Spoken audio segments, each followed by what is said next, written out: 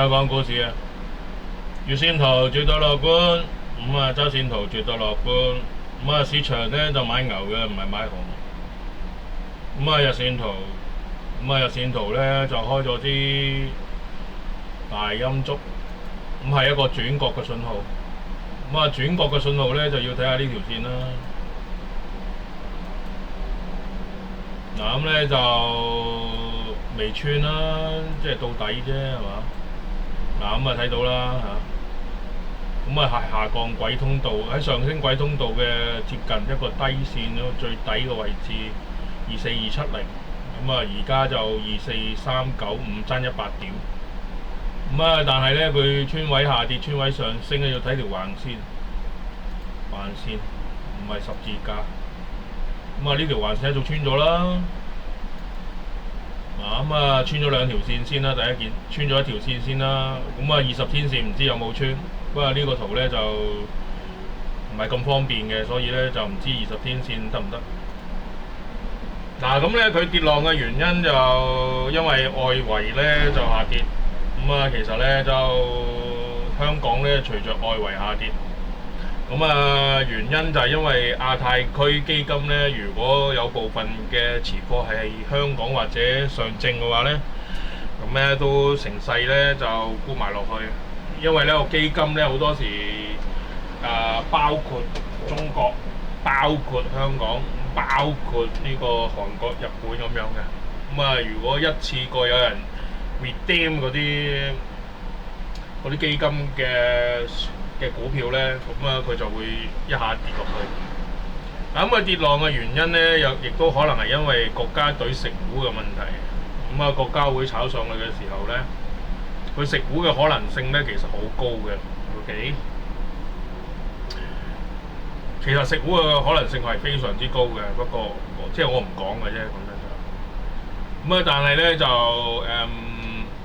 即係佢上升嘅原因我唔講啦，咁樣，但係咧我就呢兩個禮拜咧我都係講一樣嘢，乜嘢都唔好講，你係散戶，你散戶咧就見高位開紅，我冇叫過你買牛啊，兩個禮拜都係咁講，兩個禮拜都係咁講，我冇叫過你買牛，我就係叫你開紅，見高位開紅啊，點解開紅啊？咁啊呢個係一個技術層面。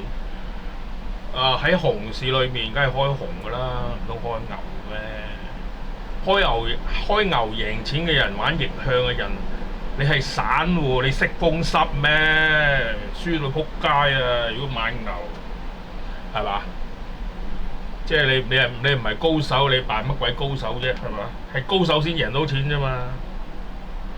咁啊就〜輸到撲街嗰啲人就話自己啊，成日喺直播嗰個時候咧，就話自己買咗700啊，等到500蚊我先走啊咁樣嘅嘢，即係不停咁鼓吹人哋買牛，搞笑嘅啫。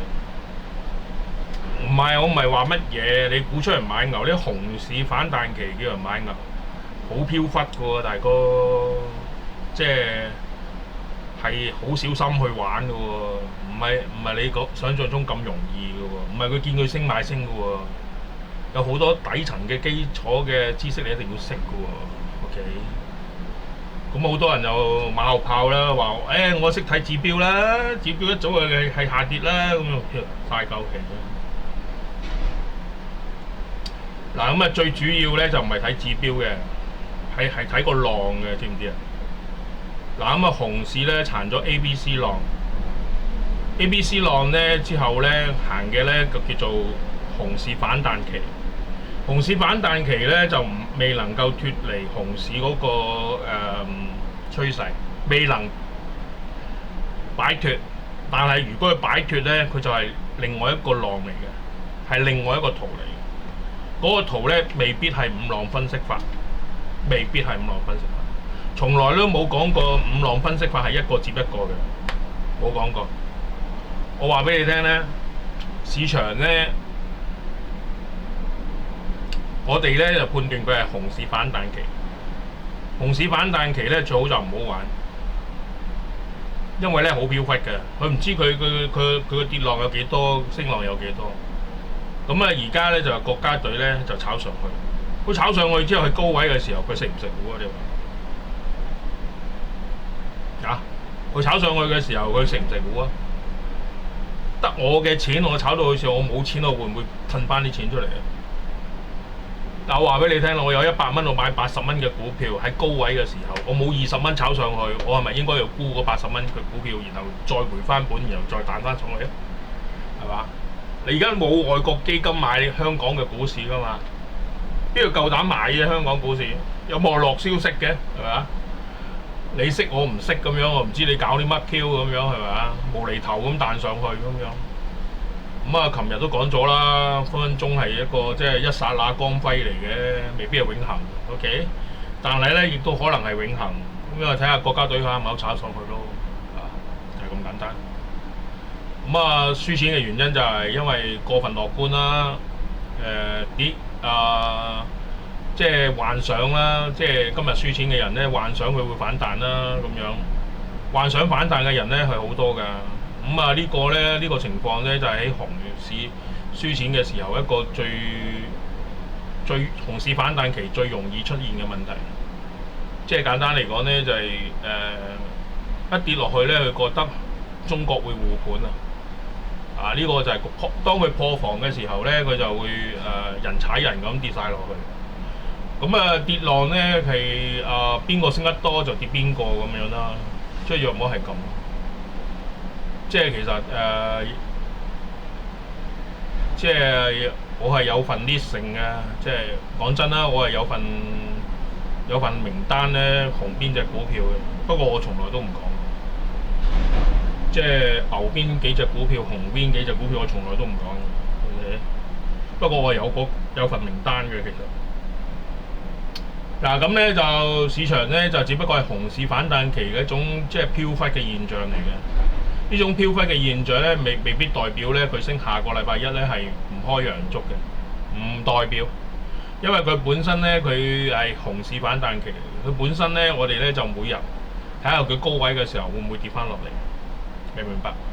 仍然都係用過呢個方法，呢個方法咧係散戶用嘅，即係無論如何，你覺得佢高位你開紅就睇下可唔可以即係喺刀口嗰度舐血咯，即係所謂喺刀口裏面舐血。OK， 你話咧喺熊市反彈期買牛咧，其實咧就係高手做嘅啫。我再講多次啦，就唔係嗰啲低手做。低手咧係一啲叫做即係豬嘅啫，俾人劏嘅啫。講真就真事嚟㗎，玩短炒嘅啫嘛，邊度玩長線嘅？不過如果佢熊市反彈期係彈得好高破晒頂嘅，咁我冇計啦，你贏咗好多錢咯。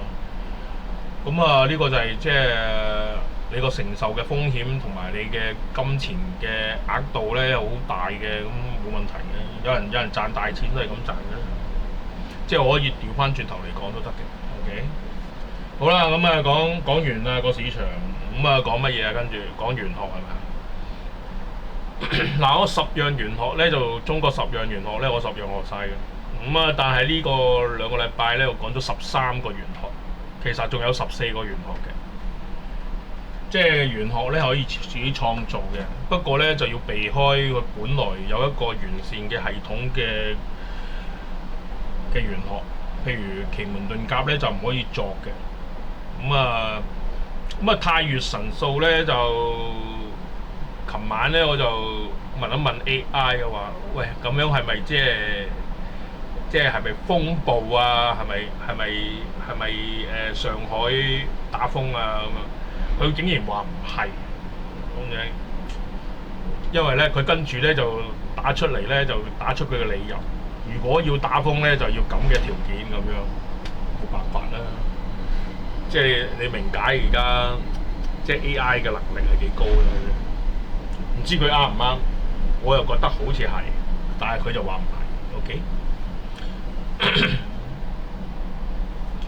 喺玄學身上咧，有好多人咧就唔知叫做咩叫做開龍龜嘅。你喺個市場裏面咧，能夠幫你賺到好多錢嘅人咧，嗰個係我。OK， 但係咧。你有咁嘅運氣聽我呢個視頻，有咁嘅運氣接觸到我，咁啊算係咁。有啲人咧反向咧喺度詆毀我嘅，嗰啲人咧係有隻鬼喺度，通常係鬼。即係我咧就即係人有鬼咧先會反對我，因為我本身有啲原因，我有原因嘅咁樣。即係咧，你千祈咧聽我呢個視頻咧，唔好寫埋啲古靈精怪嘅留言，因為咧你咁樣咧，我覺得你係一隻即係鬼嚟嘅。點解我哋會咁樣睇咧？玄學家玄學家係有少少特別嘅，即係見鬼多過見人嘅，明唔明白？見鬼多過見人，真事嚟。即係譬如你有個人即係三衰六旺，通常係三衰先走過嚟啫嘛。佢梗係隔離嘅，梗有隻鬼害緊佢噶嘛。因為見鬼多過見人，你帶隻鬼過嚟睇相，即係。即係好似之前講過啦，有個 YouTuber 成日揸住個電話，全部人哋嗰啲生日 number 擺晒喺嗰度，啲 social 度嘅啫，都野鬼噶嘛，啲即係嗰啲佢真係唔識噶嘛，知少少扮代表咁樣，真係佢唔知道野鬼噶嘛，即係嗰啲生辰八字咧，要用紅紙寫咗上去噶嘛。即係要紅紙寫上去，又唔可以周圍帶嚟周圍走噶嘛，明唔明啊？即係你唔可以喺個電話嗰度擺低人哋嗰啲幾時出世啊，幾時咩時辰啊嗰啲唔可以擺噶嘛。你個電話係藍光嚟嘅，都唔係紅色嘅。啲時辰八字咧要用紅紙寫㗎，知唔知啊？因為咧你寫時辰八字，你用白紙寫咧就唔係幾好嘅。咁有啲嘢係要知道，即係睇相佬咧最多嘅係鬼咯。即係好似我開呢個視頻都係啦，啲留言者全部都鬼嚟嘅。封完佢都可以封咗佢，放翻佢出嚟，佢都仲要留言嘅啲人，都搞撚錯。佢啲鬼上身鬼都咁耐嘅，佢嗰嘢好撚變態嘅。